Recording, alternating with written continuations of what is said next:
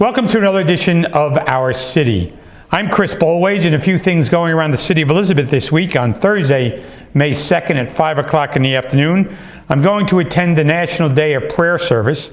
It will be held on the steps of City Hall beginning at 5 o'clock in the evening. The entire city is welcome to join us for the National Day of Prayer.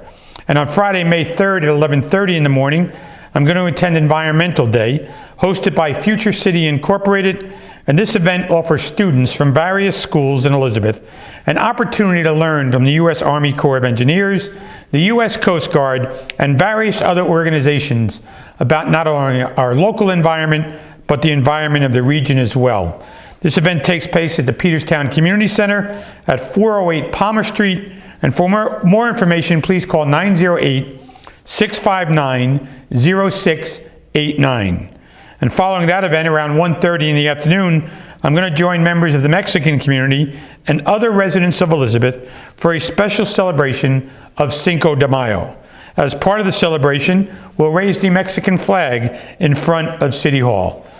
Mexican Cinco de Mayo on May 3rd because Sunday, a holiday, is the actual day. On Sunday, May 5th at 9 o'clock, it will be the 5th annual Race for Children event. This is held in Warnaco Park. This fundraiser is a 5K run and a 2-mile fun walk that benefits the Friends of the Child Advocacy Center of Union County. This was a subject of our show a couple of weeks ago, and if anybody has time, please come out and support the Child Advocacy Center, which deals with children who have been either molested or dealt with some other type of serious assault or discrimination. And they do a great job here in the city of Elizabeth. If you need more information concerning these events or any other event, please call our public information office at 908-820-4124. And for this week's show, I'm pleased to be joined by Dr. Craig Donovan and Mr. Sebastian Prado, who are going to talk to us about the environment. Dr. Donovan, first of all, you've been on the show many times. Quite a few. Quite a few. And we appreciate your commitment to keep coming back. Well, it's my pleasure to always be here with you. So, you're a transplant from the West Coast. We've learned that in the previous. Love took you out here when you got married, right? Right. So tell us about your role at Kean University and your role in the environment, because not only do you work with young students here, but you continue to see them grow and mature in the university environment.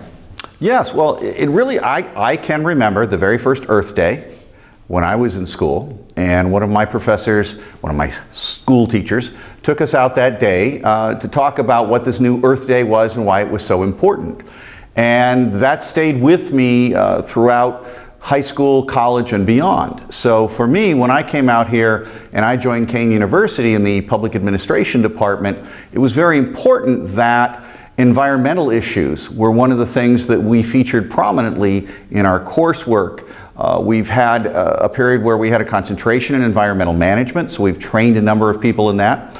And when I joined Future City as one of the founding members 25 years ago, it was based around... Is it that long? It is that long. Sebastian's not even that old. No, that's true. That's true. But so, you know, Future City was created around environment and environmental protection and sustainability. So it's been something that's always been a big part of my life, and something I'm very happy to be a part of and share with you and all the good people here. So, Sebastian, you heard Dr. Donovan's explanation 25 years ago. You were a young boy at that time, right? But you've come here from another country, and you clearly chose to get involved in the environment, not only in our region, but in our nation. And what motivates you, besides your studies, to stay involved in the environment? How did you hook up with Future City? Yeah, so when I moved here from Colombia, I was in the high school, and then I heard from Future City Inc. So I got involved in their projects, and not only I noticed their new environment that I live in, because it's different from the one I live back in Colombia, but I also saw the impact of, for example, the ships that live in like transit through our port. So it's important to me to try to keep our environment as clean as possible for our future generations, and also for me, because I will see the impact in my lifetime. But you're studying this as well in college, correct? I'm doing mathematics and physics. Mathematics and physics. So that plays a role, though, mathematics. But your spare time is spent in the watershed and the environment, correct? Yeah, during the summers and also in the afternoons after class, I'll go back to Future City and work on projects. So Dr. Donovan, tell us, you're a watershed founder and trustee as well, and tell us about not only Future City, but how does it intertwine with the Elizabeth River, the Arthur Kill Watershed Association, and how does it all work into Environmental Day? Sure. Well, when Future City was created, it was built around the idea of sustaining and protecting the environment, the watershed here in the Elizabeth area, as well as the open spaces that we've got. So it was created around the idea of education, stewardship for the next generation, as well as direct protection. The Elizabeth River Arthur Kill Watershed Association, which is part of that, is looking at how do we protect the water here? How do we reduce and eliminate pollution? How do we focus on the polluters? And how do we educate the next generation about becoming a steward for the future? Because at this point, I've got 6 children, almost 4 grandchildren, one coming this summer. And so, thank you. You know, my focus is really on the future. And I want the world to be better than when I came into it. And so that really involves training and educating the people, the children, the school children about what their role needs to be in the future. And that's what the association and what Future City are all about. 6 children and all these grandchildren, you're going to need a healthier world just to take care of your family there, Dr. Donovan. So, Sebastian, Future City and Environmental Day. So what's the theme for this year? What are you working on around? So the theme of this year is Up to Us. What we're trying to teach the people attending the event is that we don't have to wait for someone else to start the project, to start the activity, to help our environment. We can do our own things in our neighborhood, in our community, that can help the environment. For example, choosing places where we buy our clothes. Like, we don't have to buy clothes every day, because like that's a way that we are creating like litter in our environment, because our clothes are not like biodegradable, some of them. So that's something that you can choose every day. Or, for example, taking everywhere your refillable water bottle or your reusable bags. For example, going to a supermarket. So that's things that you can do every day to help our environment. What we have this year for the project is... Before you go there, there's an article in the paper today about Ralph Lauren, who is creating shirts out of plastic bottles. Did you see that? Yeah, I saw that one. And do you own any? No. No, I don't either. And it's interesting to see. Did you see that, Dr. Donovan? I saw that, yes, recycling plastics, that's amazing. Made shirts out of, I'm sorry, Sebastian, go ahead. So this year we have 10 schools that are attending, including high schools and middle schools. Each school bringing 15 students. And we have 10 workshops for the schools. That includes the New Jersey, New York Baykeeper, the Army Corps of Engineers. We also have their GeoHealth project coming from Rutgers. And we also have high school students presenting their own projects, for example, the Environmental Club of Dwyer and the Engineering Club of Dwyer, and also we have the Technology Club from Edison High School. Yeah, Lisa Barron's going to join us in the second half of the show from the Army Corps of Engineers, and she always talks with us about the insight from the Army Corps, which is pretty good. And it's a great partnership. Yeah, that's great to have her in our work. So Dr. Donovan, 6 kids, all these grandchildren, is any of your passion spilling over to them? Yes. Well, we're very fortunate. We have 3 biological and 3 adopted children, and all of them are very passionate about the environment. Our very youngest, who is an Eagle Scout, is a diver. That's a big deal. So he does a lot of work on undersea preservation. Really? That's fascinating. It is. I mean, the hard hat, the deep sea diving gear, the whole 9 yards. And where does he go to do it off? Right now, he's working in Florida. But Virginia, he's been off, he did some work here in New Jersey a while back, so he's in his 6th year now. He is. That's fascinating. So, as a professor, and also as a father of people who have taken up this passion, what do you hope students get out of this educational experience that we're going to conduct on Environmental Day? Well, we're very fortunate that working with the Elizabeth Board of Education, we've been able to put together a really great package with the students, the teachers, the administrators, to prepare an educational experience so that the young people here in Elizabeth can learn not just what the environment is, but how they need to learn to take care of it, about the key word I think today is called resilience. And it's the idea that as the environment faces a challenge, a flood, a drought, a pollution episode, how does it bounce back? What do we do to get it back and to be resilient and tough? And so we're very fortunate to have a lot of great educational components so that when they come out of this, they not only learn this is what the environment is, but here's our relationship to taking care of this place we live in and this planet we live on. And resilience is something, Sebastian, you talked about in your theme. The efforts, how is that playing into the role of the event? What Dr. Donovan just talked about in resilience. So one of the things that we have in the workshop is that we're giving each student a manual. That way they can take notes. They are not only listening to what the people are saying, the speakers, but they're also taking notes, and they're bringing those notes back to the schools and share that with the other students that didn't have the chance to attend. That way we also spread the information throughout more people in our community. We also will have interviews with the students, teachers, everyone attending the event. That way our online audience have access to the information that we're sharing. And Dr. Donovan, why the environment for you? I'm old enough to remember when Lady Bird Johnson began her campaign to keep America beautiful.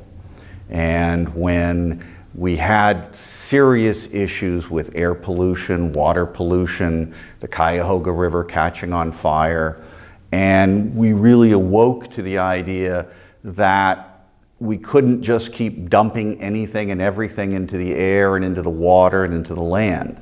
So my generation, or at least my slice of my generation, really recognized that we live on a very fragile place, and if we didn't take significant action, it would become close to unlivable.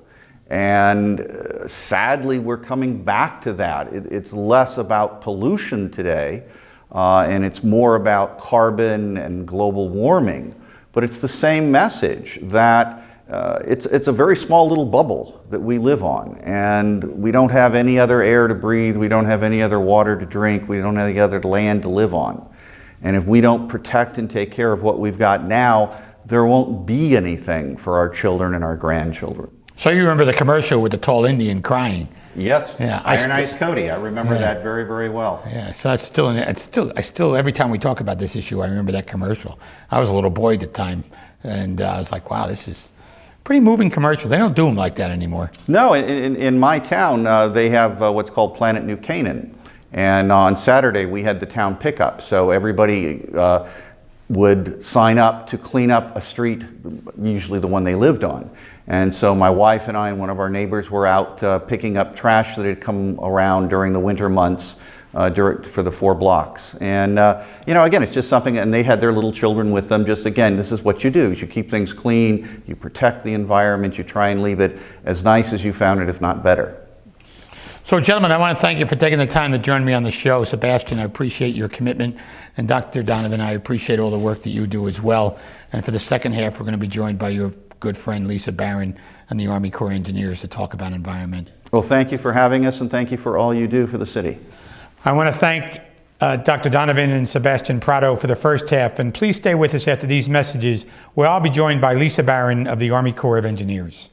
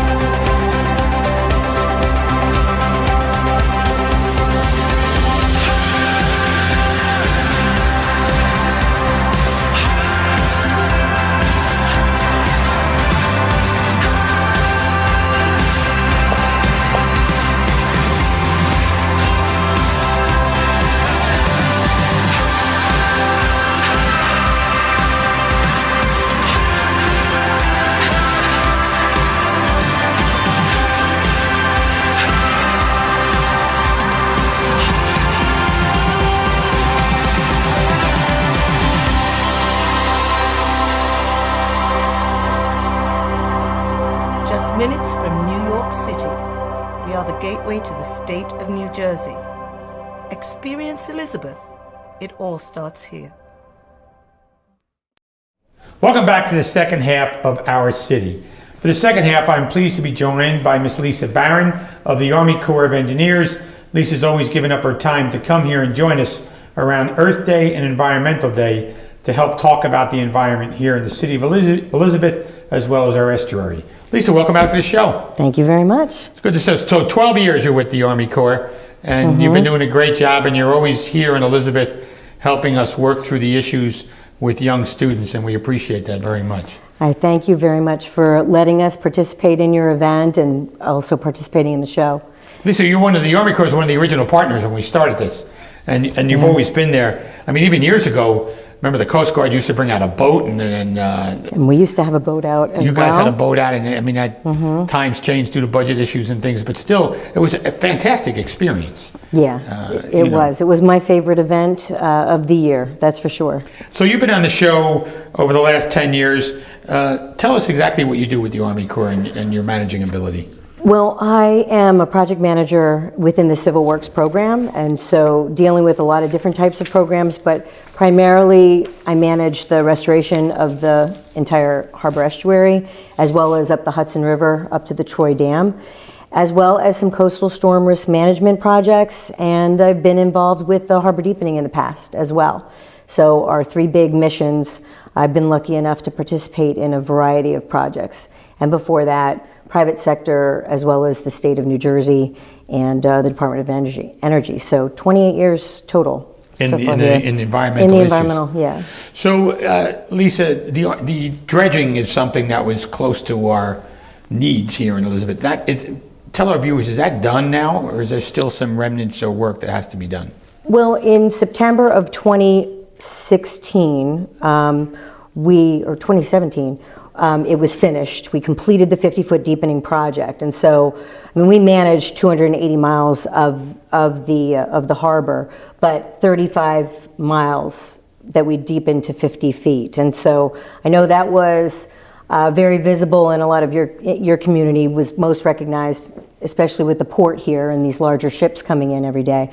But we completed that, and now we're maintaining those channels and maintaining the investment that was involved, the almost $2 billion investment to dredge. I guess one of the things you have to do is make sure sediment doesn't go back in and fill it up, right? Exactly. Yeah. I mean, sediment is coming from all of the freshwater tributaries coming down and moving with the tides and filling in the channels that we deepened. And so every so many years, depending on the siltation rates, we then would maintain those channels and dredge and basically keep it at the 50-foot deepened project. Does somebody actually dive in there to check it, or is there equipment? Bathymetric surveys. So they do condition surveys periodically to determine the need for that dredging.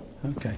So, Lisa, what is the mission to achieve the vision of world-class harbor estuary? Okay, so that's a new term, by the way. I haven't heard that one in all of our chats, Lisa. Yeah, and I thought that I would shake it up a little bit and bring our famous slide that we have that really shows the importance and the interconnectivity of the various missions and the types of components that make our estuary world class, and highlighting the different activities that go into it. So not only do we have a need for a healthy environment, and so we've got the environment ring here, and highlighting all of the projects that we focus on for restoring the environment, but as well as that navigation and port component.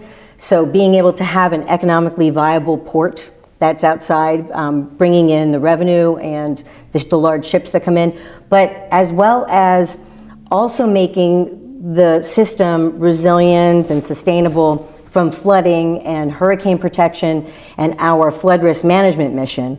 So safety and security, this last third one. And so we need them all, we need all three in order to really have our estuary our harbor be world class.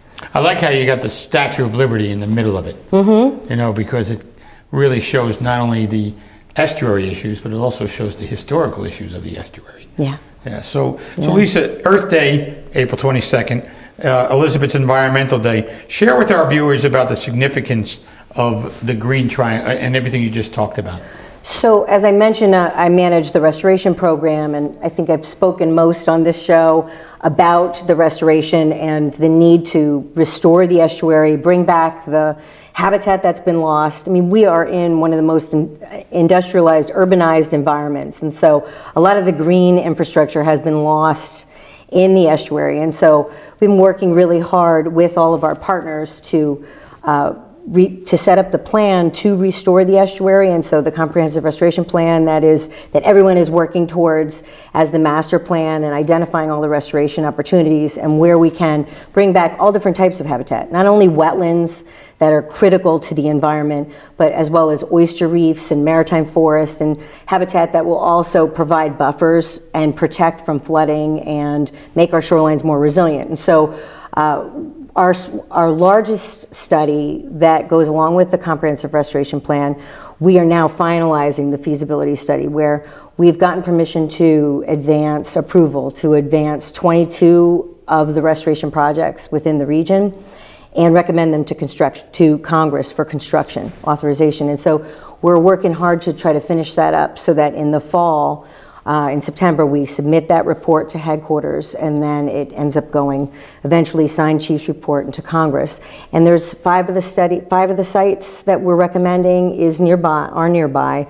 We've got 2 in the Hackensack River and 3 on the Passaic River for restoration. And so even though they're not in the Elizabeth the Elizabeth area, those particular projects will have those positive benefits downstream for your communities, for that particular area within the estuary, improving water quality, sediment quality, and bringing back the habitat in the area. And Lisa, but you're not the only one that's submitting a report to Congress. There's other estuaries around the country, correct? Correct. And there's a lot of there's ongoing restoration programs all over the place, and we're actually a part of the New York, New Jersey Harbor Estuary Program, and that's only one of 28 estuary programs nationally that EPA is administering the program. But all of the agencies that are working together, and as well, our district competes nationally for funding and for authorization and for restoration dollars in our region compared to everywhere else in the United States. So Lisa, the Army Corps of Engineers and the navigation program, flooding is also an issue in our area. Sure. How is the Army Corps of Engineering getting involved together with the estuary and the harbor in order to save communities from flooding? Well, especially with climate change, and something we talk about. Yeah, and especially since Sandy, we had a large Sandy recovery program. We have always had ongoing flood risk management projects moving forward, and now a lot of coastal storm risk management. And just since Sandy, we put more than 14 million cubic yards on the beaches so that we can make sure that New Jerseyans as well as visitors are able to go to the beach for their summer vacation as we're getting ready, but as well as planning for the future. And one of our highest priority projects right now is the New York, New Jersey Harbor and Tributary Study, the HATS study. And so I know that everything has an acronym, doesn't it, Lisa? I know, we're the Corps of Engineers, we need acronyms, and but it's, I know that there was a scoping meeting that was held in Elizabeth, and there was a lot of other meetings that have occurred. A report came out, but it's really trying to look at the estuary holistically, figure out what's the right solutions, whether it's flood walls, levees, or tide gates, or as well as a large storm barrier. And so being able to evaluate those particular alternatives, and that's what's going on right now. I know there's a report on our website, and so we suggest that your residents, your community, go to our website and look at that report and see what's being looked at for the city. So Lisa, for a decade you've been involved in Environmental Day, and we really appreciate your time and the Army Corps being one of our partners. So what does the Army Corps have planned, or Lisa Barron have planned this year for the students?